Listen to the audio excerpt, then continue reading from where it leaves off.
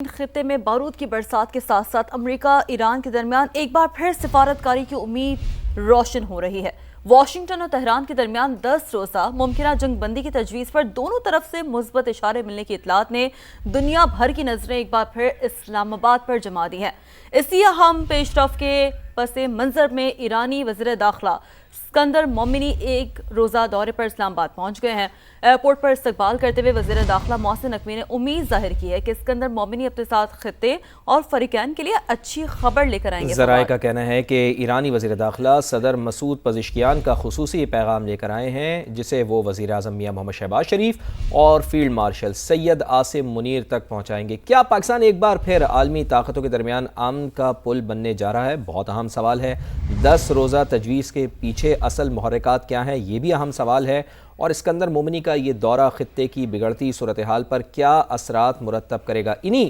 اہم سوالات پر تفصیلی تجزیہ حاصل کریں گے، لیکن پہلے ایرانی وزیر داخلہ کی اسلام آباد میں مصروفیات جان لیتے ہیں۔ ہمارے ساتھ موجود ہیں سما کے نمائندے قمر المنور۔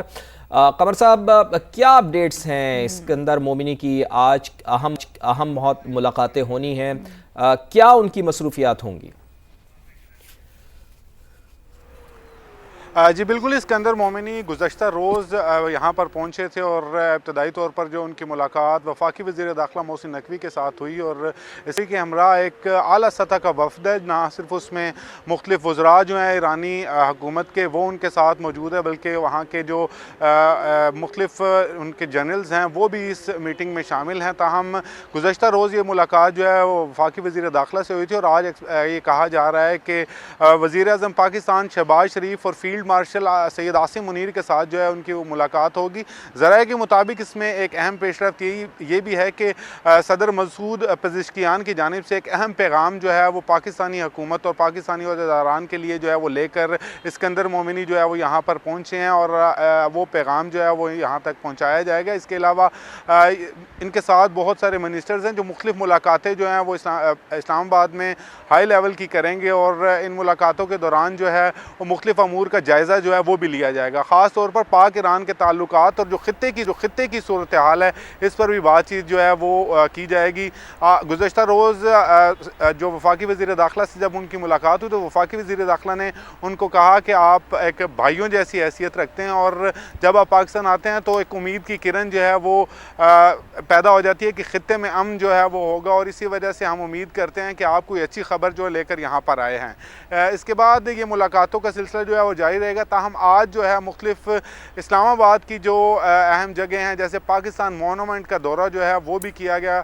ایرانی وزیر داخلہ اور ان کے ساتھ جو اعلیٰ سطحی وفد آیا ان کے ہمراہ، اور مختلف مارگلا ہلز اور یہاں پر بھی مختلف جگہوں کا دورہ جو ہے وہ بھی آج ان کی جانب سے کیا گیا۔ اور اس کے بعد اب یہ کہا جا رہا ہے کہ مختلف جگہوں پر اعلیٰ سطح کی جو ملاقاتیں ہیں وہ ہوں گی، جس میں نہ صرف ایرانی وزیر داخلہ بلکہ ان کے ہمراہ جو اعلیٰ سطح کا وفد آیا جس میں مختلف وزراء جو ہیں وہ بھی شامل ہیں وہاں ایرانی حکومت کے۔ قمر، یہ ساری جو ملاقاتیں ہیں، یہ جو تمام تر مصروفیات آپ بتا رہے ہیں بڑی اہمیت کی حامل ہیں۔ قمر، ذرا قریبی نظر رکھیے گا، ہم آپ سے وقتاً فوقتاً اس حوالے سے آپ سے بھی اپڈیٹس حاصل کرتے رہیں گے۔ اس وقت ہمیں جوائن کیا ہے ڈاکٹر جمیل احمد خان صاحب نے، ساتھ حاصل ہے بریگیڈیئر ریٹائرڈ وقار حسن صاحب کا۔ آپ دونوں معزز مہمان کا بہت شکریہ سما کو وقت دینے کے لیے۔ جمیل صاحب، آپ کی جانب بڑھتے ہیں، آپ کیسے دیکھتے ہیں اس وزٹ کے ٹائمنگز کو، اس کی اہمیت کو، کیا کامنٹ کریں گے سر؟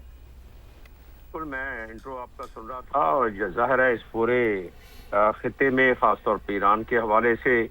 بم اور بارود کی بو تو اور تیز پکڑتی جا رہی ہے، اور وہ آگ و خشت کے معاملات بڑھتے جا رہے۔ تو میں آپ لوگوں کے پروگراموں میں کئی دفعہ تذکرہ کر چکا ہوں کہ اس کے دونوں سائڈیں اس کی زیادہ دیر تک، طویل عرصے تک متحمل نہیں ہو سکتی، اور پاکستان کی بیک ڈور ڈپلومیسی بھی اس کے ساتھ ساتھ چل رہی تھی، باقی دوست ممالکوں سے اپنے پاکستان کنسلٹنسی کے ساتھ بات کر رہا تھا۔ تو اس سے اندازہ یہی ہوتا تھا کہ چونکہ دنیا متحمل نہیں ہو سکتی، امریکہ متحمل نہیں ہو سکتا، اور ایران ایک طویل عرصے تک متحمل نہیں ہو سکتا، تو الٹیمیٹلی ظاہر ہے ٹیبل ٹاک، اور کیونکہ پاکستان کی کوششیں جاری تھیں، اسی کا آپ دیکھیں کہ شاخسانہ ہے کہ اسکندر مومنی صاحب پاکستان پہنچے اور ایک بڑے بھاری بھرکم وفد کے ساتھ پہنچے ہیں۔ اس کا مطلب یہ ہے کہ اپنی پوری انٹرنل کنسلٹنسی کر کے آئے ہیں، اور کیونکہ خود پاسداران میں ایک طویل عرصہ گزارا ہے، ان کا ایک اثر رسوخ ہے پاسداران میں، اور پاسداران سکندر مومنی صاحب پر بھروسہ کرتے ہیں، اور ان کے ساتھ ظاہر ہے جو جرنیل آئے ہیں، باقی لوگ آئے ہیں، تو اس سے محسوس یہی ہوتا ہے کہ ایک مینڈیٹ لے کے آئے ہیں، اور جو امریکہ کی وہاں سے بات چیت ہمارے ساتھ ہو رہی ہے، جو ہم سے ان کے ایران کی بات چیت ہو رہی ہے، اس میں آسانی ہو جائے گی، ایک جگہ پر سارے لوگ موجود ہوں گے، اور اس کے بعد وہی جو پروپوزل ابھی آ رہا ہے سامنے کے 10 دن کے لیے اور 2 ہفتے کے لیے اسٹریٹ آف ہارمز کو کھول کے دیکھ لیں، 10 دن کے لیے ذرا جنگ بندی دوبارہ کر دیں، تو وہ محسوس ہوتا ہے کہ بس اس کی آمد ہے، اور یہ جنگ بندی اگین پاکستان اس وقت پھر پاکستان پوری دنیا کے اسپاٹ لائٹ میں جی نظر آئے گا، آپ کو دنیا کے تمام اسکرینوں پر نظر آئے گا، اور یہی وجہ ہے کہ دنیا متحمل میں نے کہا کہ نہیں ہو سکتی ہے یہ ابھی درست تک بات ہے جھٹکوں جمیل سے۔ صاحب کہ پاکستان ایک بار پھر انشاءاللہ لائم لائٹ میں نظر آئے گا اس معاملے کو لیتے ہوئے۔ بریگیڈیئر ریٹائرڈ وقار حسن صاحب بھی ہمیں جوائن کر چکے ہیں۔ بریگیڈیئر صاحب آپ کا بھی بہت شکریہ، فرمائیے گا کہ امریکہ اور ایران کے درمیان 10 روزہ جنگ بندی کی تجاویز پر جو مثبت اشارے مل رہے ہیں، کیا واقعی فریقین اب جنگ بندی کی طرف سنجیدہ ہیں؟ جیسا کہ جمیل احمد صاحب بھی فرما رہے ہیں کہ پاکستان اس میں بڑا مثبت کردار ادا کر رہا ہے، اور اس کا عملی ثبوت یہ ہے کہ اسکندر مومنی پاکستان میں موجود ہیں، فیلڈ مارشل سے ان کی ملاقات ہونی ہے، وزیر اعظم سے ان کی ملاقات ہونی ہے، صدر مسعود پزشکیان کا اہم پیغام لے کر وہ پاکستان پہنچے ہیں۔ جی بہت شکریہ ٹائم دینے کے لیے۔ آئی تھنک اگر ڈپلومیسی کو دیکھا جائے تو الٹیمیٹلی تو نیگوشیٹنگ ٹیبل پہ ہی فیصلہ ہونا ہے، جی جی اور اس میں جتنا آئی تھنک پاکستان نے انیشلی ایفرٹ کیا، اس کے بعد اس کے اندر جو ہے ایک گیپ آیا تقریباً 1 مہینے کا، جس میں ہاسٹیلٹی رکی تھیں۔ انفارچونیٹلی دوبارہ یہ شروع ہوا ہے معاملہ، اور اس میں اگر آپ دیکھیں تو اٹ ہیز اے پوٹینشیل کہ خدا نخواستہ یہ خطے میں ایک ریجنل جو ہے لڑائی کی فارم اختیار کر سکتا ہے۔ تو that's why I think Iran میں بھی ریئلائزیشن ہے، شاید امریکہ میں بھی ہے، بیکاز مارکو روبیو کا جو اسٹیٹمنٹ تھا 2 دن پہلے ہی واز سیئنگ کہ جی ہم ڈپلومیسی کو چانس دے سکتے ہیں۔ باقی جو ہے خدا نخواستہ اگر وار کی طرف آگے چیزیں چلتی ہیں تو پھر پورے ریجن کی تباہی ہے۔ اس میں جس ابھی ہوتی نے تھریٹن کیا ہے کہ شاید وہ باب المندب کو چوک کر دیں گے اور سعودی شپنگ کو روکیں گے، تو صاف ظاہر اس کے اندر پھر پاکستان کی انوالومنٹ آ سکتی ہے۔ دیٹس وائی آئی تھنک یہ بڑا کرٹیکل ہے، اور 10 دن کی ونڈو بڑی ضروری ہے، اس میں اگر دونوں سائڈیں ایگری کرتی ہیں تاکہ دوبارہ آپ بیٹھیں، اور ہاسٹیلٹی جو ہے، جو پرسیپشن ہے ہاسٹیلٹی کا، وہ بھی کم کیا جائے، اور دوبارہ جو ہے آئی تھنک پیس پروسیس شروع۔ اس میں پاکستان کا اگین بڑا کرٹیکل رول ہے۔ دیٹس وائی مسعود پزشکیان صاحب نے بھیجا اپنا high level delegation, and I am sure کوئی بہت بڑا میسج دے کے آئے ہیں، اور باقی انٹرنیشنل میڈیا میں رائٹرز دیکھ لیں، باقی جو چینلز ہیں وہ بھی اس چیز کو آئی تھنک ہائی لائٹ کر رہے ہیں کہ شاید بریک تھرو ہو جائے، بٹ لیٹس سی کہ چیزیں کس طرف جاتی ہیں۔ بالکل، انٹرنیشنل میڈیا یہ کہہ رہا ہے شاید کچھ بریک تھرو ہو جائے۔ اب ساتھ ہی موجود رہے گا جمیل صاحب، جیسے کہ وقار صاحب یہی بات کر رہے تھے نا، یہ جو 10 دن کی ونڈو ہے یہ بہت ضروری ہے۔ گاڈ فاربڈ، خدا نخواستہ اگر معاملات اس جانب نہیں بڑھتے تو پھر حالات کیا رخ اختیار کریں گے جمیل صاحب؟ اگر یہ معاملات اس طرف نہیں رکتے ہیں تو پھر دوبارہ موت کا رقص شروع ہو جائے گا اس پورے خطے میں، اور پاکستان کی جو اس وقت حیثیت ہے بڑی حساس حیثیت ہے، اور اس حساسیت کو پاکستان سمجھتا ہے، ایران بھی سمجھتا ہے، اور پاکستان نے اپنی حساسیت کے بارے میں فلور آف دی ہاؤس پر سینٹ میں ڈپٹی پرائم منسٹر نے اپنی تقریر کے دوران بتا دیا تھا بالکل واضح الفاظ میں کہ ہمارے جو ڈیفنس پیکٹ ہے سعودی عرب سے، یہ ہوتی کے حوالے سے میں بات کر رہا ہوں، سعودی عرب سے ہمارے ڈیفنس پیکٹ جو ہیں اس کے معاملے میں ہمارے پاس کوئی اور راستہ نہیں ہوگا، ہمیں سعودی عربیہ کے ساتھ کھڑا ہونا پڑے گا۔ اس کا مطلب یہ ہے کہ ظاہر ہے کہ ایران اس سے اس کو فائدہ نہیں ہوگا، نقصان ہوگا، تو لہٰذا یہ بات ویسے اچھی بات یہ ہے کہ اس کو بڑی ٹرانسپیرنسی کے ساتھ پاکستان کلیئر کر چکا ہے، اور ایران بھی دانشور لوگ ہیں، ان کو پتہ ہے کہ ڈیفنس پیکٹ تو ہم نے بہت پہلے کیا تھا، ہمیں تو نہیں پتا تھا کہ یہ جنگ چھڑ جائے گی، تو اس لحاظ سے ہماری اس حساسیت کو دیکھتے ہوئے ہماری بڑی تکو ہے، بڑی کوشش ہے، اور میں نے جیسا کہ بتایا کہ جتنا وزن پڑ رہا ہے پوری دنیا پر اس پوری جنگ کا، اس وزن کی وجہ سے اور اس ڈسرپشن کی وجہ سے، اور وہ معاشی اذیت اور تکلیف جو پوری دنیا اٹھا چکی ہے اور امریکہ میں بھی جو جاری ہے، اور اسی کی وجہ سے جو جین زی یعنی کہ جو یوتھ ہیں وہ بھی مسلسل مخالف ہوتے جا رہے ہیں اپنے رجیم کے، اپنے دور اس کے حکومت کے، تو اس لحاظ سے ان تمام عوامل کو اگر سامنے رکھا جائے تو نتیجہ یہی نکلتا ہے کہ کچھ راہیں اگر نظر آ جائیں امریکہ کو اور ایران کو اور उन राहों में अगर वो ये समझे कि हमारी बेइज्जती नहीं है, यानी हम अपने कौम को मुंह दिखा सकेंगे, तो ऐसी सूरत में ये 10 दिन का विंडो बिल्कुल मुझे कंसोलिडेट होता हुआ नजर आ रहा है। उस हसासियत की मैं बात कर रहा था और हौथियों की बात कर रहा था। मैं क्योंकि यमन में 3.5 साल तक अक़वाम मुत्तहिदा की जानिब से तैनात रहा हूँ as head of the department, हौथियों को समझता हूँ, हौथियों के मामलात और उनके कितने कटर हैं और कितने ज्यादा वो सख्त जान है और कितने ऑर्गेनाइज हैं और ईरान से उनका कितना ताल्लुक है, इस चीज का इल्म है। और उन्होंने अनाउंस कर दिया है कि ये ब्लॉकेड हमने शुरू कर दिया है सऊदी अरब के लिए, और सऊदी अरब ने भी बता दिया है कि हम इसका ताकत से जवाब देंगे, जो कि हमारे लिए इस वक्त आज के दिन ये बदलते मंजरनामे में हमारे लिए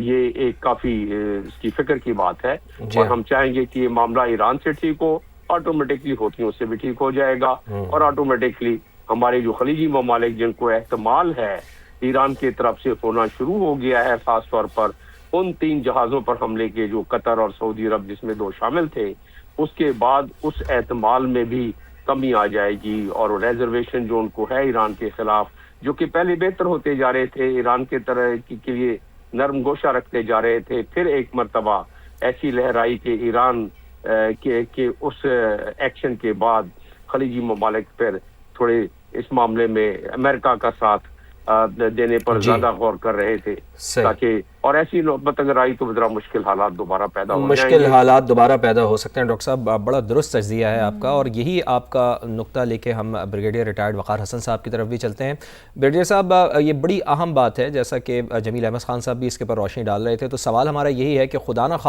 खास्ता खाकम बदहन कि अगर ये 10 रोज़ा जंग बंदी के हवाले से कोई तजवीज़